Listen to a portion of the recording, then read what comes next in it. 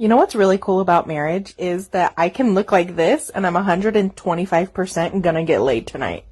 My husband says he's upset with me because, in his words, sweetie, you need to stop spending so much money on DoorDash. Ordering it 3 times a day is not appropriate, and we need to start living within our means. Honey, it sounds like you have an income problem, not that I have a spending problem. Start earning more money and we won't have these issues. So I took his credit card that we share and I booked a vacation for my daughter Richard and I. We're staying in a hotel tonight, and I hope he enjoys that I charged $8,000 to his credit card. Make more money, darling. So you've seen the video, and let's actually break this down, okay? First of all, I want to say there are a lot of benefits to getting married, okay? Children who are raised in a two-parent household actually have a better chance of growing up to become productive members of society. It's just a fact, right? That is the best case scenario to raise healthy, productive kids, right? Into productive adults, right? This you cannot disagree with it, right? There's a lot of financial benefits to getting married. There's a lot of tax benefits to actually getting married, right? So let's actually put that out there. But if you choose the wrong woman to get married to, this can be very detrimental to your life. You have to understand this. But you also have to understand, if you are able to choose the right woman, she can actually be a great addition to your life, right? You have to also understand this. But since we watched the video, we have to deal with the dark secrets of marrying the wrong woman. You have to understand that a lot of women see marriage in today's world, especially in the Western world, in Western society, as a safety net, right?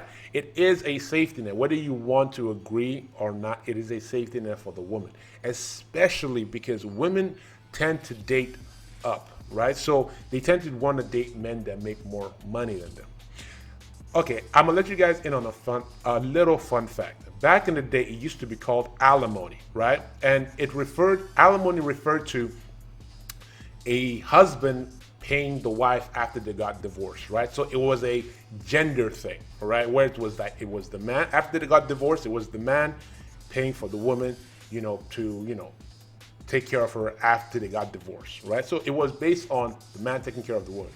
But in recent years, as the gender roles kind of shifted and women were making just as much as the men were, it was changed to spousal support, right? That term is very important, spousal support, because now it's based on whoever was making more money in the marriage actually ends up paying spousal support when the marriage ends.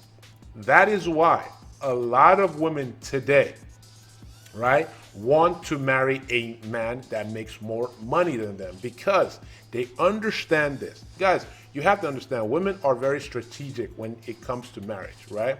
That's why when they get married, they want to marry a guy that makes more money than them.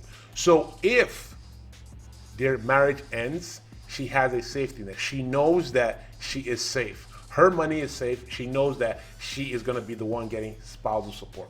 A lot of men get married thinking, oh, I'm in love with this woman and, she's never going to leave me. But women know what they're doing when they get married. Women are very strategic when it comes to marriage, right? Women will marry a man because they understand that, you know what? My eggs are about to dry up. You know what? I better settle down with this one. He might not be my first choice, but he's the guy with he has more provisioning than any other. He is the best I can get at this moment, especially when it comes to his financial situation, right? So, because why I say that there's this dark secret when it comes to marriage, because you have to understand, since the man typically makes more money than his wife, right? When they are going through the divorce, he is going to be responsible for her legal fees, right? This is very important for a point that I'm going to bring up. He is going to be responsible for his legal fees and her legal fees. So it's like basically paying to get shot in the foot, right? You are basically getting paid for somebody, you're paying for somebody to shoot you in the foot, right? It sounds insane, but that is how the courts are set up, and that's how the system is set up in modern society when it comes to marriages, right? So if knowing that she is going to get the better end of the stick if this marriage doesn't work out, she has no obligation or responsibility to make that marriage work. That is why I mentioned earlier, choosing the wrong woman can really mess up your life. Because the wrong woman understands that her goal is to lock a man down that has enough provisioning for her and her offspring, right? She understands this.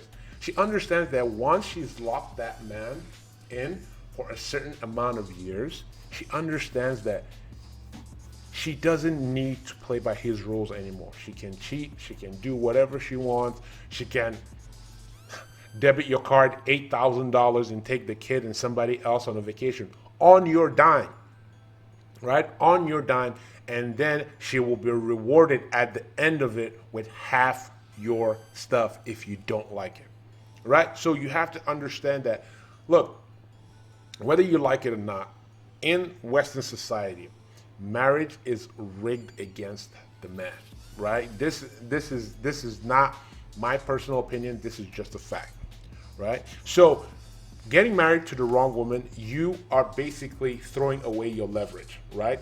She has no reason to continue cooking for you. She has no reason to respect you. She has no reason to listen to you. She has no reason to be feminine. She has no reason to be cooperative, right? That's where that term comes from. Happy wife, happy life, right? It's because once you get married to her, the ball is in her court. Your balls are in her court, right? Because now she can do whatever she wants, and she knows that the government is going to be on her side, right?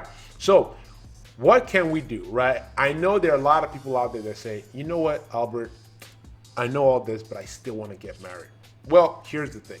In business, it's something called risk management. And I'm going to read you the definition of risk management, right? I know it sounds kind of messed up to think of marriage as a business, but I think in this situation, in the society that we live in right now, it is very important to think of risk management when it comes to marriage, right? And I'm going to read you something about what risk management is.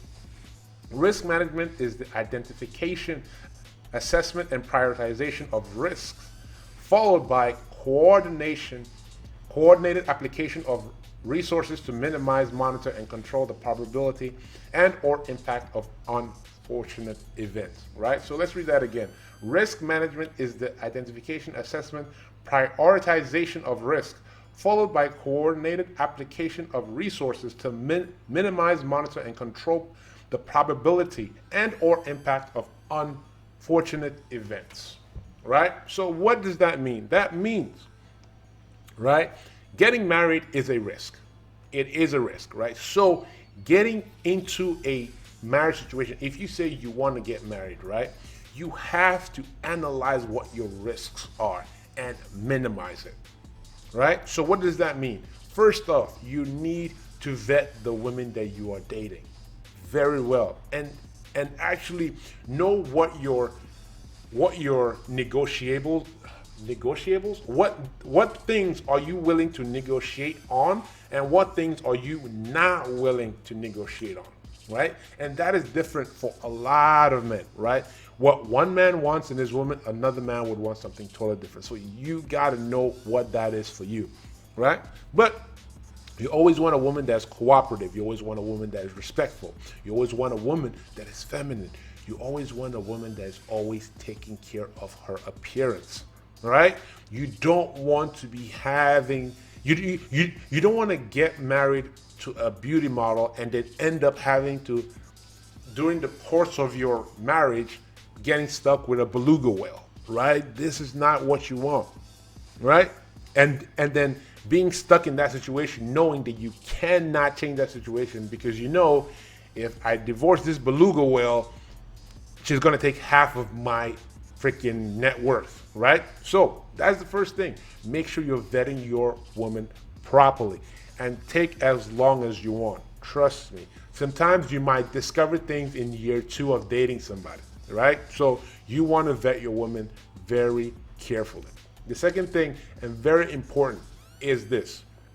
You have to understand that if you are going to get married, you have to get in touch with a divorce lawyer before you get into a marriage, before you even propose, before you even ask her to marry you, before the first invite to the wedding has been sent out. You need to take your woman to a divorce lawyer to draw up a prenup. A prenup is a document that would actually state what each individual in your relationship will get at the end if this marriage were to come to an end, right? Because it is better to hash out the terms when you guys are in good terms than trying to hash out the terms when you guys are in bad terms. Because when you're trying to hash out the terms and agreement when you guys are in bad terms, trust me, it is not going to end favorably for the man, right? Favorably for you, right? Because things have happened where people will actually do things that are detrimental to them just to hurt their spouse, right? And you don't want to be in that situation. You want the end of the marriage to be as smooth as possible. Obviously, you don't want to enter the marriage, but if it does happen, which, I mean, 50% of marriages end in divorce, right? So you have to be prepared. Again, risk management. You want to go to the divorce lawyer with your woman and write out terms, right? You guys agree on a term. Her lawyer takes it, he reads over it, and you guys agree and you guys sign before any marriage proposal, right? Because you don't want you don't want a situation where, you know, you're talking about marriage proposal after you've sent out an invite, right? Because let's say you do a prenup, right? Let's say you guys are arranging the marriage, you guys have sent out invitations, right? You guys have sent out invitations and you bring up the point of prenups. She could sign that prenup, but when the divorce happens, it could be thrown out because why? I'll tell you this. Any contract that was proven to be signed under duress can be thrown out of court. That contract becomes null and void. If she can prove that you made her sign that contract under duress, that contract becomes null and void, right? So you don't want to put it in a situation where it's a kind of like a, there's a gray area. No, you want to do it way before you propose. You know, I know it's not going to be romantic, but trust me, being shafted in the rear end is not romantic either when you're getting divorced, right? So, guys, I want you guys to know one thing, right? Any red flags you see in the beginning usually get worse towards the end. So if you see a red flags in the beginning, just know, how would this look like 10 times if I was dating this girl 3, 4, 5 years down the road? So that's something you have to think about, right? Because red flags that start off in the beginning usually are the reasons why most relationships end, right? Because things that you say, oh my goodness, I didn't see that coming. If she was petty in the beginning, trust me, she's gonna be petty in the end. If she was jealous in the beginning, trust me, in the end, she's gonna be way jealous. So you have to keep an eye out for that, okay? Guys, remember, you are responsible for 100% of the things that are in your life and things that are not in your life. You are 100% responsible for it, guys, okay? Guys, that is the video for today. If you have not already, guys, subscribe to the channel, turn on post notifications so you don't miss any of my future videos. Guys, help us with the YouTube algorithm. Hit that like button. Any comments that you guys have been killing it with the comments recently. Leave me a comment in the comment sections below. I will get back to you, and I'll see you guys in the next video. Peace.